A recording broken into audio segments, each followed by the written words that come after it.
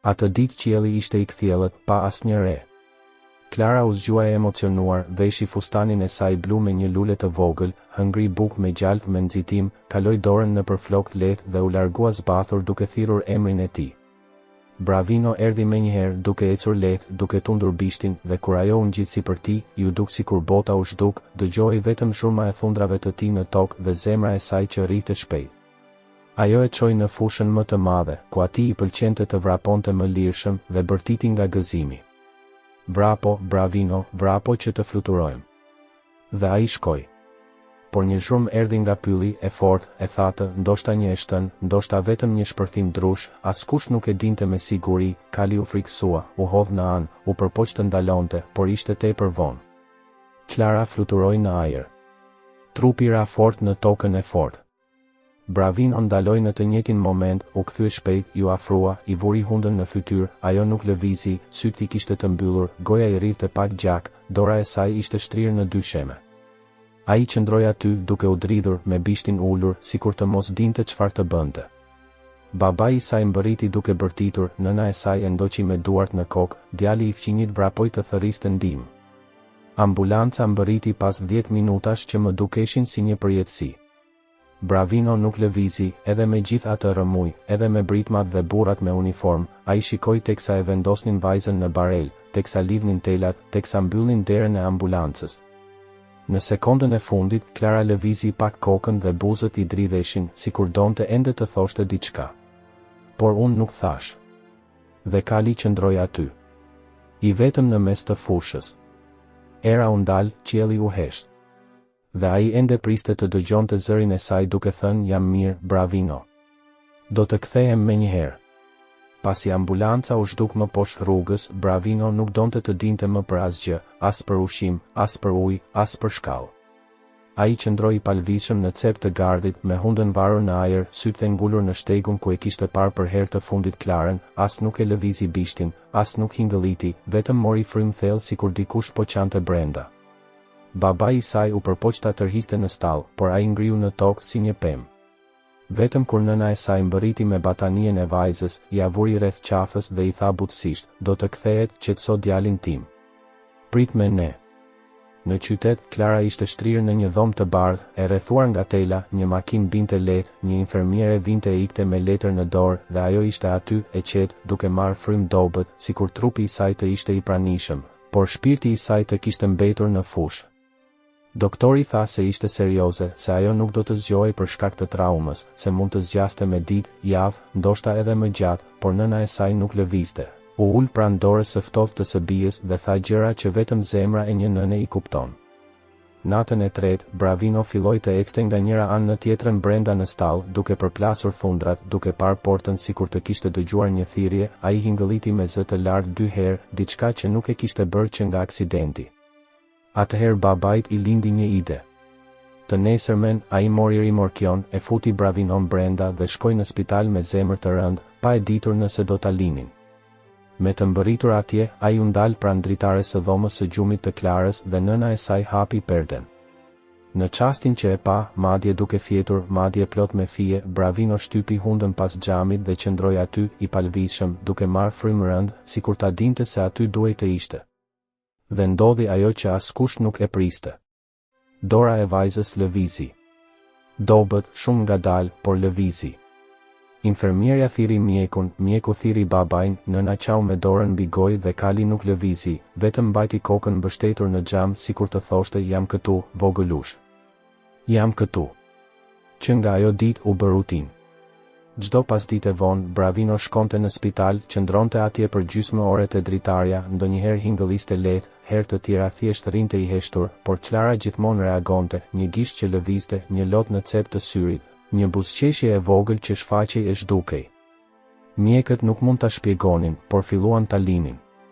Edhe pacientët e tjerë prisnin që ai të kalonte, e quanin Kali I shpresës, bënin foto, bënin video, por atij as që I interesonte, vetëm e shikonte vajzën, vetëm atë. Në ferm, kur kthehesha, shtrihesha në 2 sheme dhe flija me kokën mbi batanie që mbante aromën e saj.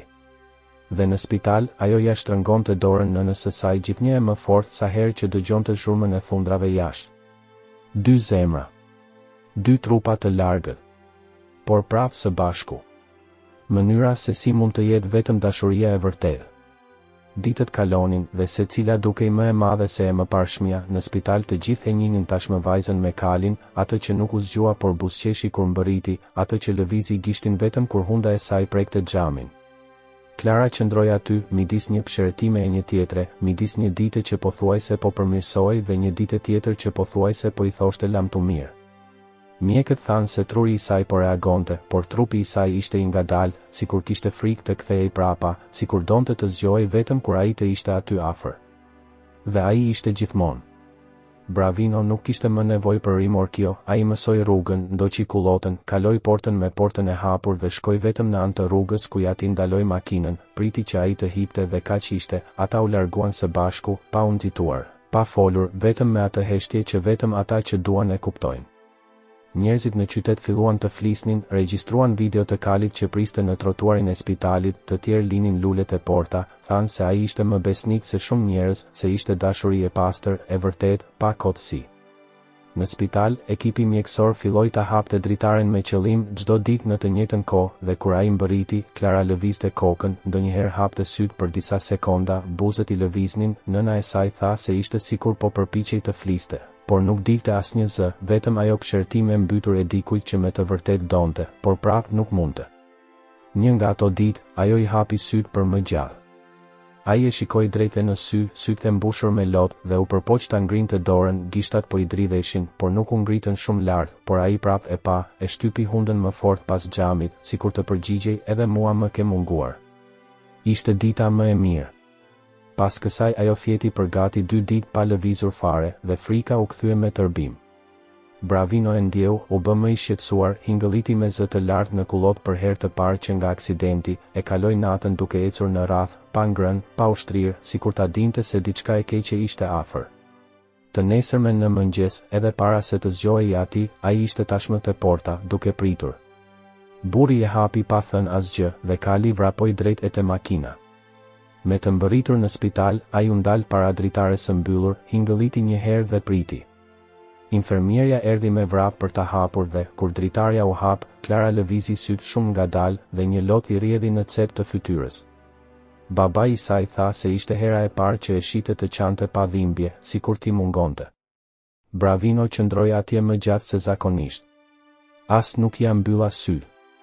I gjithë qyteti e dinte tashmë, thanë se nëse ajo do të kthehej, do të ishte për shkak të tij. Por askush nuk e tha këtë pranë kalit. Sepse dukej sikur e dinte tashmë. E dija që ajo po largohej ngadalë. E megjithatë vazhdoi të vinte. Natara e rënd mbi ferm, qielli ishte pa yje, era ishte e qetë dhe Bravino ishte gjithashtu i qetë. Ai nuk hingëlliste, nuk ecte, nuk hante. Ai vetëm shikoi portën, me trupin e fortë dhe shikimin larg, sikur të shite diçka që askush tjetër nuk mund ta shite. Në spital, mjeku i telefonoi prindërit e Klarës për të folur. Ajo tha se trupi i saj po lodhej, se sinjalet po dobësoheshin, se ndoshta kishte ardhur koha ta përgatiste zemrën, sepse e saja pothuajse po i thoshte lamtu mirë. Nëna qau në heshtje, babai u ul në karrige dhe nuk tha asgjë. Dhe Bravino pikërisht në atë moment u shtri mbi tokën e kuqe dhe qau. Po, qau ai.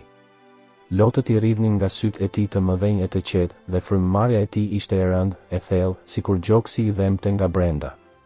Të nesërmen në mëngjes ai shkoi te porta pa e thirrur askush. Nuk prita të tërhiqesha, nuk kisha nevojë për një zë. Ai ishte. Babai e kuptoi.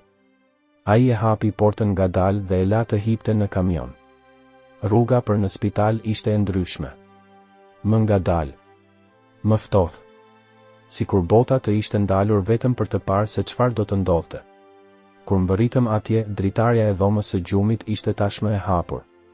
Nëna i ambante dorën vajzës. Babai i mbështetur në mur me sy të kuq. Dhe Klara. Klara dukej e lehtë. Shumë e lehtë. Aq i lehtë sa mezi shije gjoksin duke u ngritur. Por kur u shfaq Bravino, kur shurma e thundrave të tij jehoi në trotuar, gishti i saj lëvizi. Ngadalë. Pothuajse pa forcë. Por lëvizi. Dhe kali ai erdhi te dritarja, u ndal, uli kokën. Ai e shtypi hundën pas dritares siç bënte gjithmonë. Por këtë herë ishte ndryshe. Këtë herë, Klara hapi sytë. Ngadalë. Me përpjekje. Por u hap. Dhe sytë e saj shkuan drejt e të sytë e tij. Nuk kisha fjalë. Nuk kishte buzëqeshje. Vetëm shiko. Dhe shqyej. Vetëm një. Duke vrapuar poshtë cepit të fytyrës dhe duke u humbur në jashtëkun e bardhë. Ajo u përpoq të ngrinte dorën, por nuk mundi. Por ai ndjeu. Siç e kam ndjer gjithmonë. Pastaj Bravino u përkul edhe më afër, me hundën e mbështetur fort në xhami. Dhe ishte kështu. Minuta të plota. Koha ndaloi aty. Zhurma e spitalit u zhduk. Frymëmarrja e vajzës ishte e cekët. Por ishte aty. Syt nuk do të mbylleshin më. Ata ngecën në të tijën. Deri në fund të asaj vizite. Kur babai tha se kishte ardhur koha. Por Bravino nuk donte të largohej. Ata kishin nevojë të tërhiqnin. E megjithatë ai e ktheu kokën 3 herë para se të kthehej. Më në fund, ai pshertiu butësisht. Pothuajse një pëshpëritje. Si një shërohu vogëlush të fundit.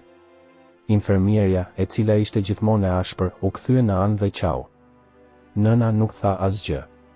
Ai thjesht kaloi dorën nëpër flokët e vajzës së tij dhe murmuriti. Ai e di. Ai ndjen gjithçka. Dhe atë pas dite të vonë. Klara fjeti. Thellë. Pa lëvizur. Pa i hapur më sytë. Klara u largua në orët e para të mëngjesit të së dielës. Fryma po i zhdukej ngadalë. Monitori është bërë më i ngadalë. Më i dobët. Derisa të ndalet. Nuk kishte zhurmë. Nuk kishte asnjë eksitim. Vetëm heshtje. Nëna e saj ende ja mbante dorën e vogël kur mjeku hyri dhe tundi kokën. Babai qau ulur, me kokën ulur. Askush nuk tha asgjë. Sepse nuk kisha çfarë të thoja. Në ferm pikërisht në atë çast. Bravino hingëlliti me zë të lartë. Aq me zë të lartë sa qend e lagjes reaguan. Pastaj ai heshti. Dhe ai shikoi qiellin. Orë më vonë, trupi i saj mbërriti në vendngjarje. Brenda një arkivoli të thjeshtë të bardhë me lule të bardha sipër. Familja donte që ajo të ishte në shtëpi, pranë asaj që ajo donte. Babai rregulloi gjithçka në hambarin ku ajo luante si fëmijë. Njerëzit filluan të vinin. Njerëz të qytetit, miq, fqinjë. Të gjithë me fytyra të përulura, sy të kuq dhe një heshtje të rënë në gjoks. Por dikush mungonte. Bravino. Që në fillim askush nuk e kishte parë. Babai shkoi në gji. Ishte bosh. Ai thirri. Asgjë. Shkoi në fushë. Asgjë. Shkoi në rrugë. Asgjë. Pa pritmas njëri nga djemtë bërtiti. Ai po vjen. Dhe të gjithë u kthyen. Bravino erdhi vetëm. Hap i ngadalë. Kokën poshtë. Në gojë një lule e bardhë. Askush nuk e kuptoi se nga e mori. Vetëm lotët erdhën. Ai e kaloi oborrin në heshtje. Ai hyri në hambar. Njerëzit u larguan. Ata bën një korridor. Bravino eci drejt arkivolit. Ishte afër. U ndal. Dhe e vendosi lulen sipër. Me delikatesë. Pastaj ai uli kokën. Dhe ai e shtypi hundën pas drurit të bardhë. Ishte kështu. Pron. Për minuta. Askush nuk pati guximin ta nxirrte që andej. As babai, as nëna, as prifti. Sepse atje në atë sken kishte më shumë dashuri se sa mund të shpjegojnë fjalët. Njerëzit po qanin. Disa në gjunjë. Të tjerë me dorën mbi gojë. Një fëmijë pyeti me zë të ulët. A do të shkoj me të? Dhe nëna u përgjigj. Ajo tashmë e ka atë. Ja shikoni. I drejtuar nga zemra. Kur u transportua arkivoli. Bravino e ndoqi nga pas. Ngadalë. Pa pasur nevojë të udhëzohesh. Në varrezat e fshatit, vajza u varros në një pemë të madhe. Kali qëndroi aty derisa ra edhe grushti i fundit i dheu. Pastaj ai u shtri pranë varrit. Dhe nuk doli. Ai qëndroi aty gjithë natën. Edhe me vesën. Edhe me të ftohtin. Të nesërmen, një foto u bë virale. Bravino i shtrirë pranë varrit me kokën ngritur duke shikuar qiellin. Pa askënd përreth. Pa e prekur askush. Vetëm ai. Dhe heshtja.